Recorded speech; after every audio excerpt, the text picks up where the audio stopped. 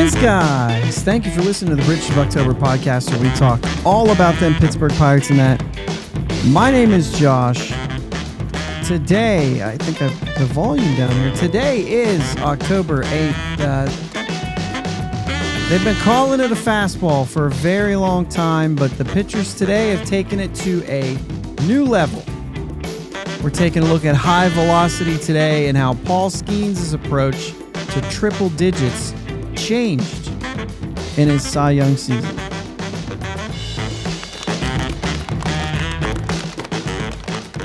I am attempting to do this, guys, during the bottom of the eighth inning right now in the game. And so Bednar came in and closed out the top of the eighth, last two outs. I imagine he's going back in for the ninth, but we're going to try to do this anyway and keep up with it. Good morning to everybody listening in the morning. Yeah, it is a good morning there, little man.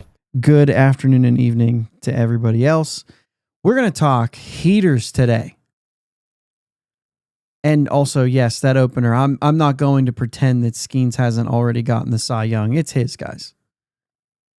Aaron Judge tonight hit a home run on a 99.7 mile per hour pitch out of the zone on an 0-2 pitch. Hit off the foul pole to tie the game. Epic moment from an absolutely unreal player. Ken Rosenthal reported a little bit later that there have been 528 0-2 count pitches at 99 plus out of the zone. That all those things together, 528 this season. No home runs on those pitches, obviously. Judge just hit the first one. 528 pitches at 99 plus, and it's only on 0-2 counts and pitches thrown out of the zone. In the regular season, that number was 494. If you include the ones in the zone, 973 pitches over 99 or 99 plus just on 0-2 counts. That is a prelude that I did not expect to have for this show today. Nice touch, Judge and Ken Rosenthal. Nice touch. That kind of helps me out with what I'm going to talk about today. Not that specific, not looking at counts, not looking at anything like that. Boy, the Yankees have the bases loaded with 2 outs. They might just blow this thing open even more. What a comeback for the Yankees today, too. I don't know if they'll be able to come back for the series, but great job on their part. I'm going to share a lot of numbers in this one, so keep that in mind. Maybe focus on some of the important ones or see what you walk away with, but this might actually be something, if I can get through it fast enough, it might be something you might listen to a couple times just to catch some of this stuff. I'm looking first, and I'm going to move as quick as I can here just to make sure we can get through this. I found this pretty crazy. I'm looking right now at 2021 through 2025, and I'm narrowing everything down to starting pitchers and just fastballs. And I'm only looking at pitches right now, 100 miles per hour plus. Okay.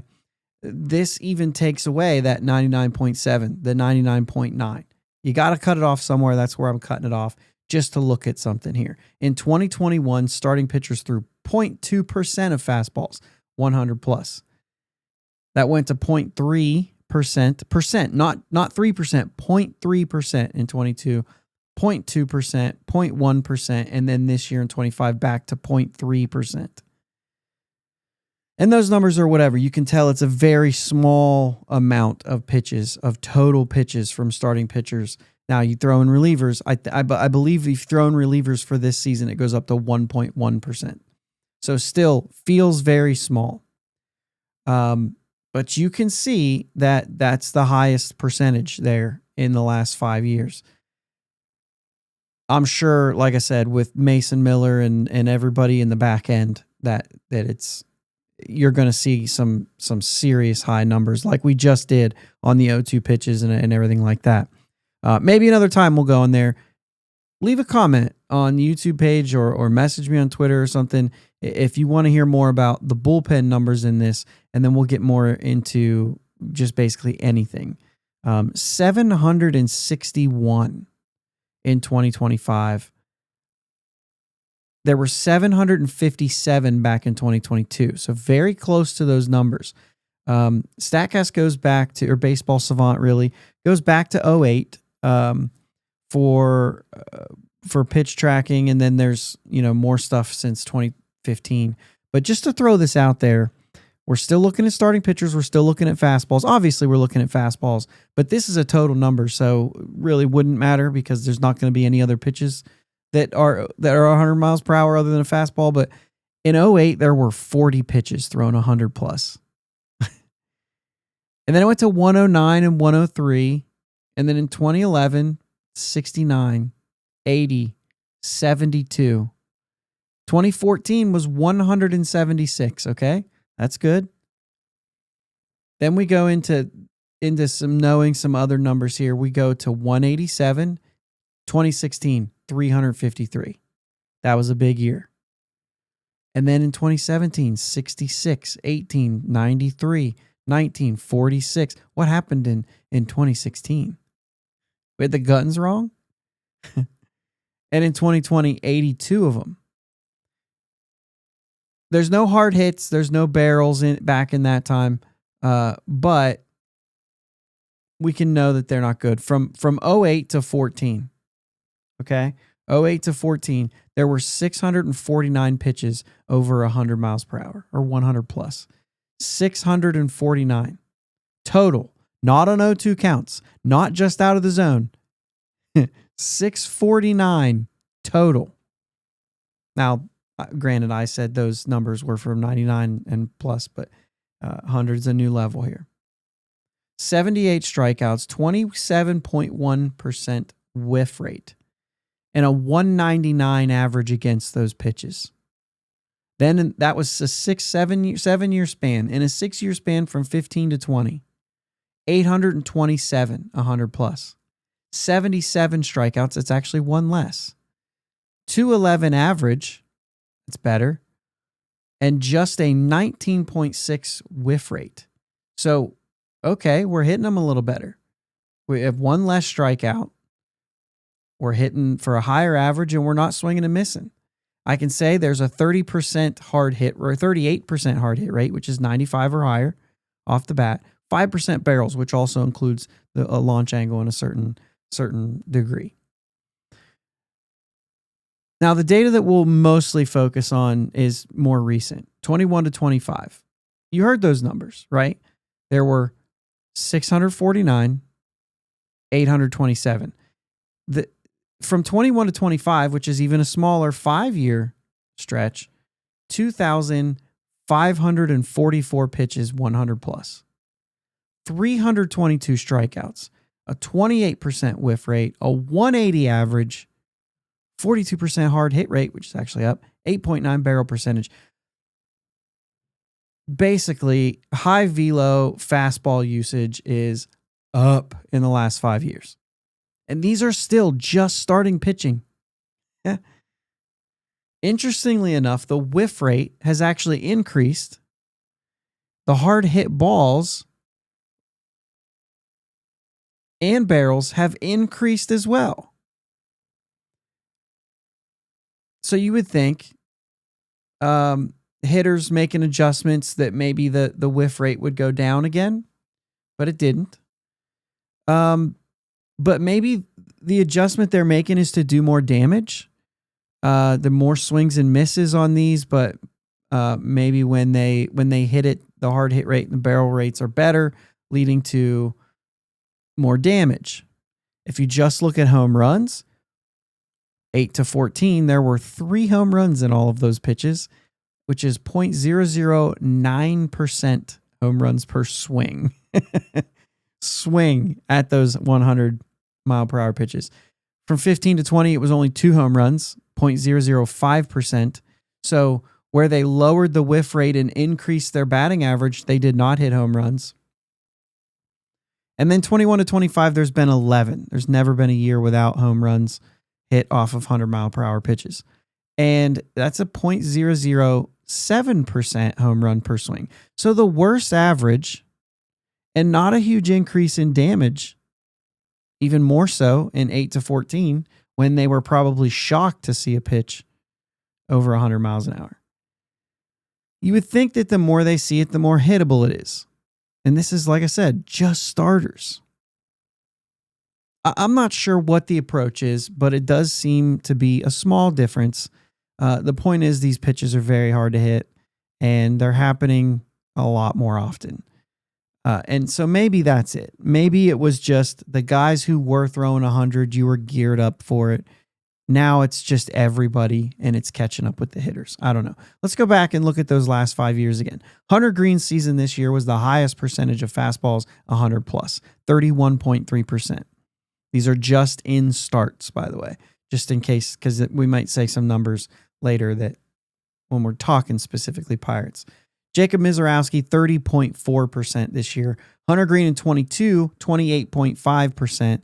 Paul Skenes last year was just 12% and is the seventh highest in percentage. The drop-off hits hard. The seventh highest is just at 12%. Hunter Green is special. Jordan Hicks in 22 had a 13.3, but the average against was 273, which was the highest in all of those. And it looks like, I didn't dig far into this, but it looks like maybe the strike rate was pretty low, so there wasn't as many swings. Jared Jones last year, 300 average on his 30 pitches, 100 plus.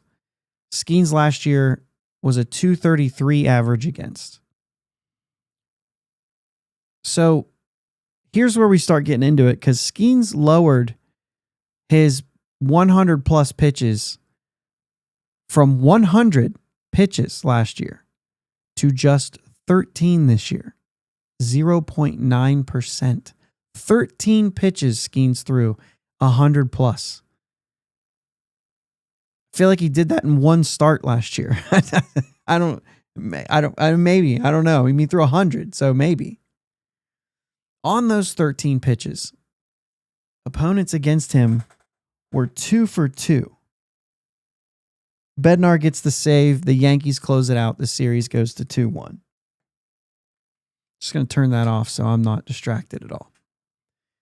Of those 13 pitches, 7 balls, 1 called strike, and then we talk about the swings. 1 swinging strike, 2 foul balls, and 2 singles. 5 swings, 20% whiff rate, 2 for 2. We talked about Skenes limiting the heat. If I look at 96 plus, it changes, right? Skenes was 98.8%, 96 plus on the fastball. There was a couple that were lower, it seems like. 114 strikeouts, that's the most of anybody else. With pitches that are 96 plus, he has the most strikeouts. The whiff percentage goes up to 27.3. The batting average goes down to 208. Skenes made a decision that his stuff is good enough at 96 plus to limit the amount of pitches he needed to throw them over 100. This seemed like an intentional way to help go deeper into games, to go deeper into the season without wearing down. And he was able to keep up that high percentage all year long when you look at month to month. So I'll also say, like, as a side note, his 2 months with the lowest hard hit rate were the highest batting average month. So that might be a trend that if you're not trying to do damage, you might actually have a better chance of hitting high velo. Is there some sort of adjustment that can be made by hitters there? I don't know.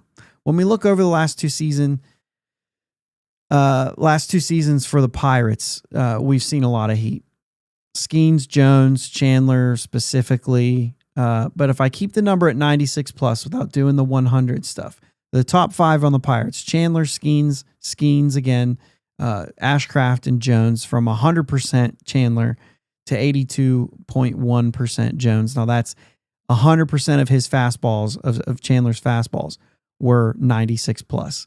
For Jared Jones, it was 82.1% last year.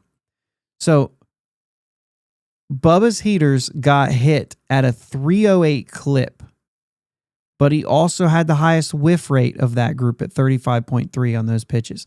So more hard hits and barrels too than the rest of the group. It seems like hitters were really trying to crush the ball against Bubba, and it seemed to work against him. I don't know why, just against him.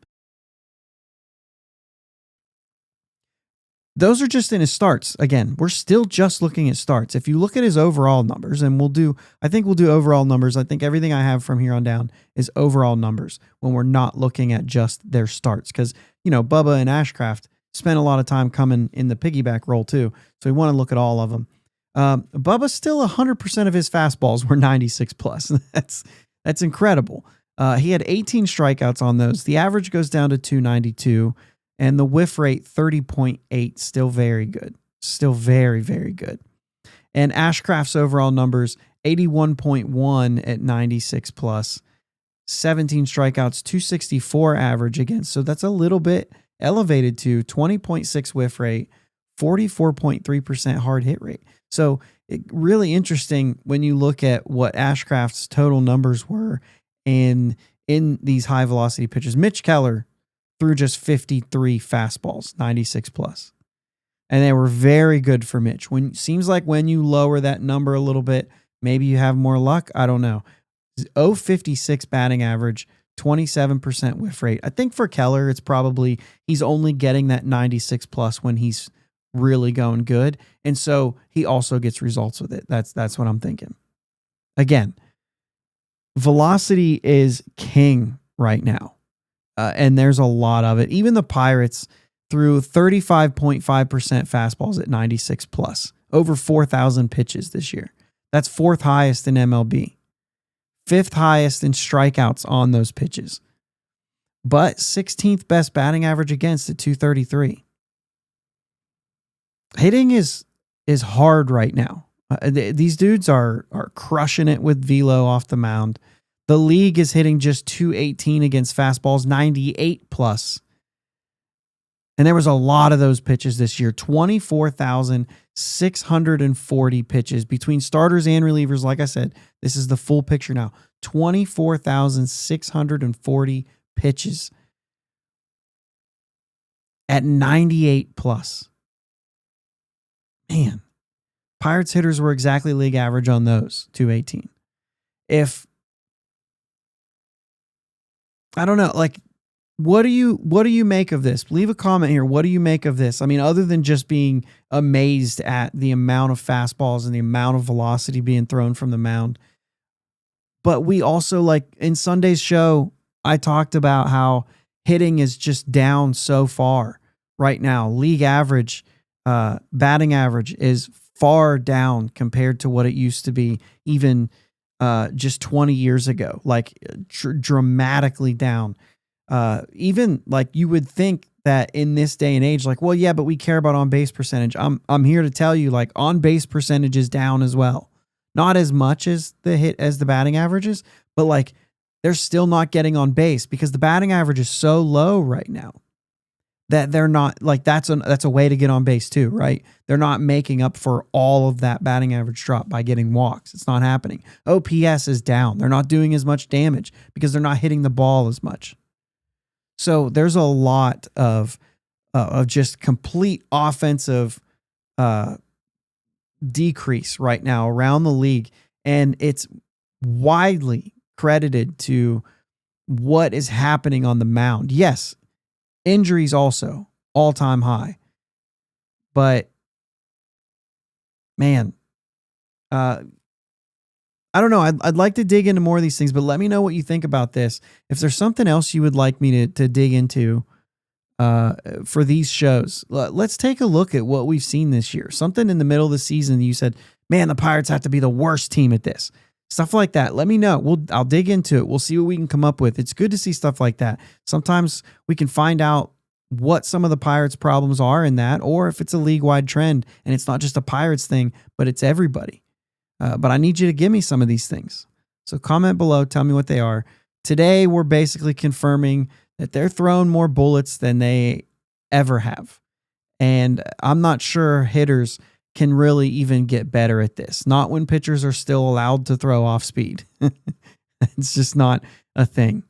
It's unbelievable what these guys are doing. And I don't know how. I mean, obviously, there's other teams that hit a lot better than the Pirates. I'm not saying this is an excuse of why the Pirates are so bad. They're buried, right? It's got to be better than that. but just around the league, offense is down. So, Esmeralyn Valdez hit a homer in his first Arizona Fall League game. Love that. 1 for 3 with a couple walks, played right field. Might be something that I kind of follow along. I like that player. So it might be something that we talk about more often. Man, crazy. Have a great Wednesday, everybody. You're halfway to Friday. As for me, I'll be at the dentist today, so I'm sure your day's going to be better than mine. We'll put it that way. Unless you also have to go to the dentist. Thanks again for sticking around, guys. Let's go Bucks. Thanks for listening to the Bridge to Buctober podcast. Subscribing to your platform of choice is the best way to be notified for new episodes. And now, new episodes every weekday. Remember, live shows with my dad and Uncle Jake are Sundays at 9 p.m. Subscribe to the YouTube channel and join them in the live chat every Sunday. Follow them on Twitter, Facebook, and Instagram at Bridge2Buctober. Clear the deck, cannonball coming, and let's go Bucks!